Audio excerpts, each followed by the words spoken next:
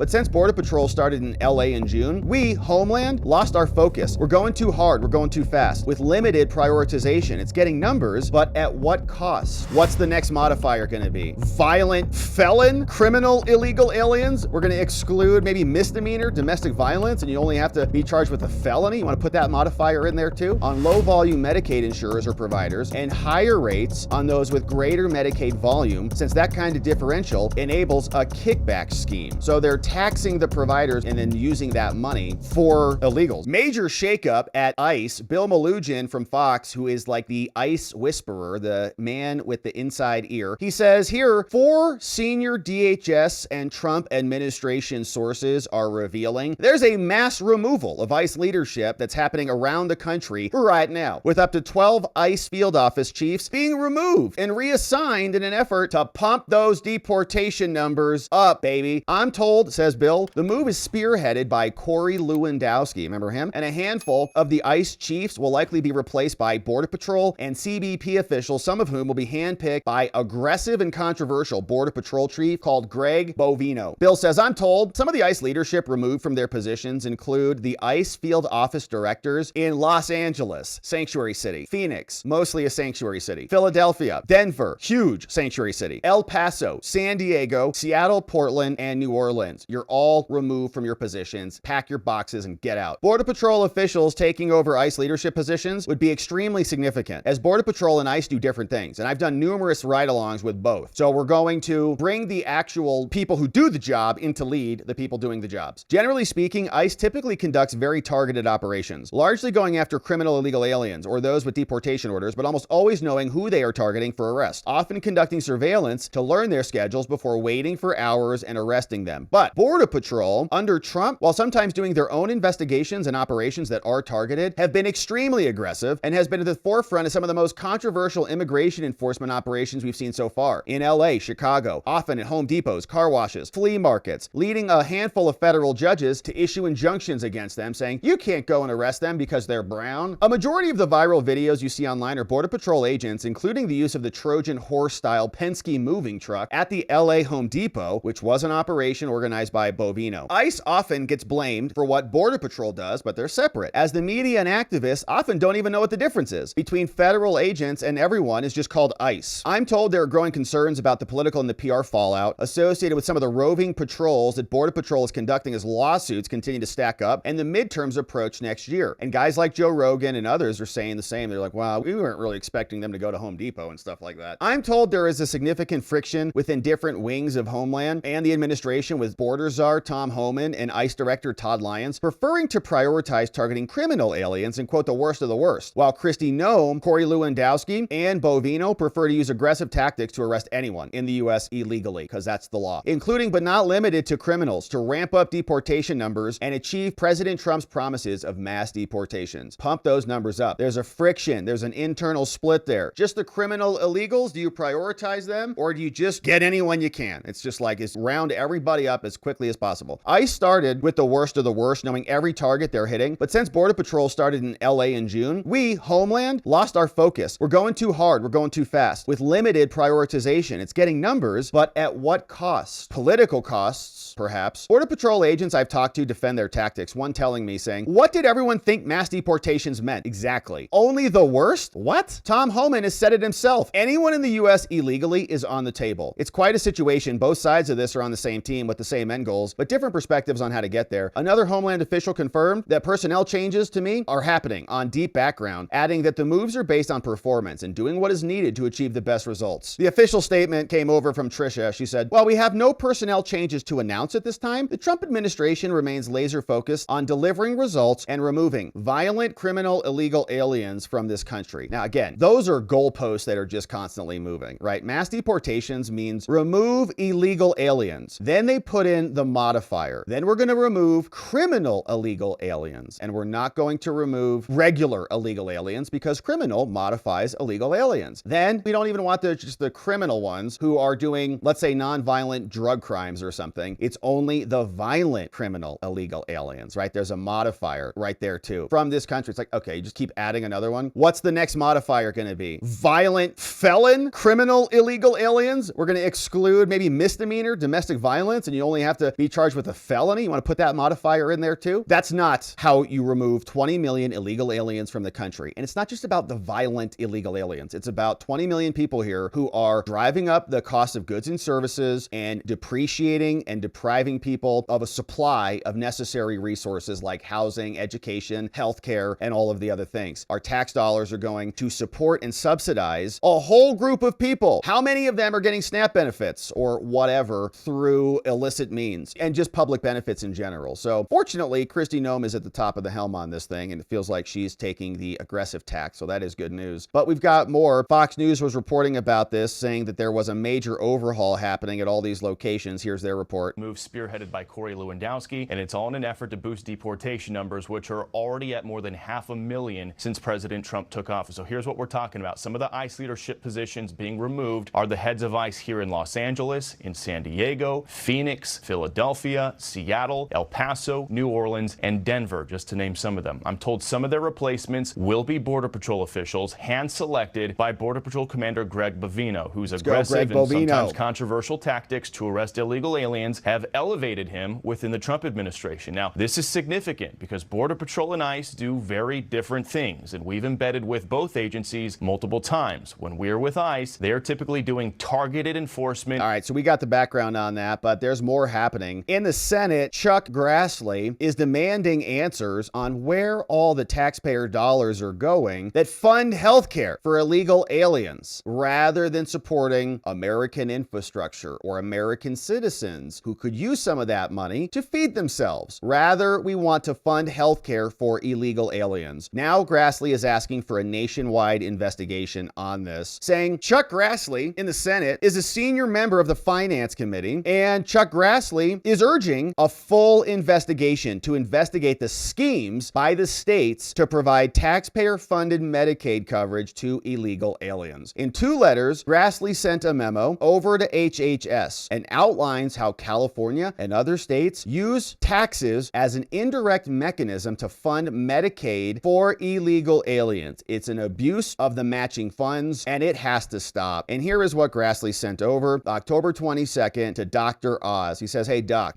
for decades, I, Chuck Grassley, have asked questions and called for more transparency into Medicaid programs and how additional federal money is dumped into state Medicaid programs outside of the contribution rates. He says between 1991 and 2023, the federal share of Medicaid spending increased from 60% to 74%. It's a jointly financed federal-state healthcare program, and states mainly finance their share with state general funds, but have increasingly utilized provider taxes for this purpose. Provider taxes allow states to grow their own programs without a commensurate normal increase in contribution from their state funds, while federal government is still responsible for paying its share of the bill. So they can raise funds from other areas, and then if they have a big general fund, then the idea is that the federal government doesn't need to give them as much. They keep the funds kind of sequestered over here, using those for those programs and still demand a big match from the feds. These state provider taxes add additional federal government spending each year, and so they're taxing some of the services and then using that money to go back into the fund. The Center, CMS, for Medicaid and Medicare Services under the Trump administration wants to address this egregious provider taxes with rulemaking. These efforts have been aided by the inclusion in the One Big Beautiful Bill requiring CMS to tighten the criteria for this redistributive tax, which would prevent the states from imposing lower taxes on low-volume Medicaid insurers or providers and higher rates on those with greater Medicaid volume, since that kind of differential enables a kickback scheme. So they're taxing the providers and then using that money for illegals is what I think where this is going. Now, provider taxes can serve as an indirect mechanism for states to use federal Medicaid matching to provide Medicaid coverage to illegals. Federal law prohibits states from using federal Medicaid to cover illegals, but provider taxes offer states a strategy to essentially use federal dollars to cross-subsidize their own state immigrant Medicaid programs, citing a bunch of other sources. For example, California has a provider on its Medicaid managed care organizations, which brings in billions of federal dollars for the federally matched portion of their Medicaid program and frees up other state funds to pay for the Medicaid program. So we're funding healthcare in California, and then they can just apportion more of their own money to illegals. Currently, according to reports, Connecticut, Maine, Massachusetts, New Jersey, Rhode Island, Utah, Vermont, they provide Medicaid coverage to income-eligible illegal alien children, while California, Colorado, DC, Kentucky, Illinois, New York, Oregon, Washington, they all provide coverage to all income-eligible illegals. Some are just the kids, some are all of them. All of those states have some kind of provider tax in place, and at least one of those states, New York, instituted a new one in 25. This is not the first time I pointed this out. States like California are trying to pull the wool over CMS to inappropriately use federal funds to provide insurance coverage for illegals. In August, I wrote to Newsom about the Department of Health and a report that found that California had been using an outdated calculation method to determine how much federal reimbursements to claim for non-citizens with unsatisfactory immigration status. They got $52 million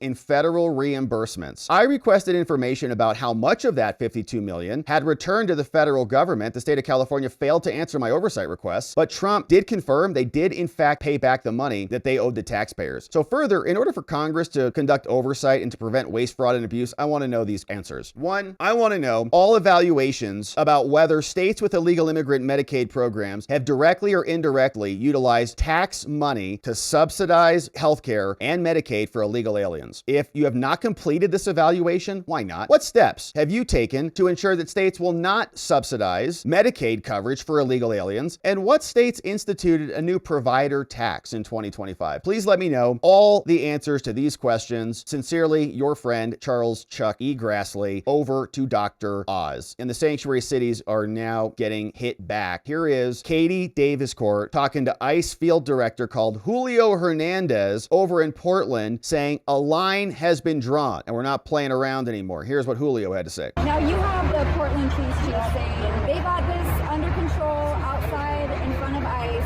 Do you agree with that, or do you think it's a lawless zone? You know, Katie, how do I answer that question? You could just look out there. Anybody could just Google it. You could just come out here and take a peek for themselves. As Americans, we all have the right to protest. It's a fundamental right. As such, we want peaceful protest. When we start impeding the building, and we start arming our officers, start vandalizing, we have to draw a line somewhere.